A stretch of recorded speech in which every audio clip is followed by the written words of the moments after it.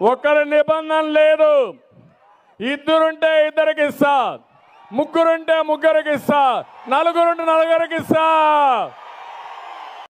తుని నియోజకవర్గం తొన్నంగి మండలం పెరమలపురం పంచాయతీ ఉక్కుంపేట గ్రామం సంబంధించిన గంట చంద్రరావు, గంట దుర్గ గారికి ఈ యొక్క రోజు కూటమి ప్రభుత్వం అన్న మాటకి ఇంట్లో ఎంతమంది పిల్లలు ఉంటే అంతమందికి అకౌంట్లో అమౌంట్ వేస్తా అన్నారు.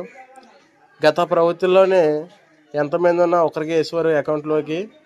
ఈ యొక్క రోజు ముగ్గురికి 39,000 రూపాయలు వేశారు. మీరు ఎలా భావిస్తున్నారు? చాలా సంతోషంగా భావిస్తున్నాం. కూటమి పార్టీ అన్నట్లుగా నారా చంద్రబాబు నాయుడు గారు ఎంతమంది ఇంట్లో చదువుకున్న పిల్లలు ఉంటారు అంతమందికి అమౌంట్ వేస్తా అన్నారు. అనే మాటకు మా ముగ్గురు పిల్లలు చదువుకున్నారు. ముగ్గురు పిల్లలకి 39,000 అకౌంట్లో జమ అయినాయి. మా చాలా విధంగా సంతోషంగా భావిస్తున్నాం. అనే మాట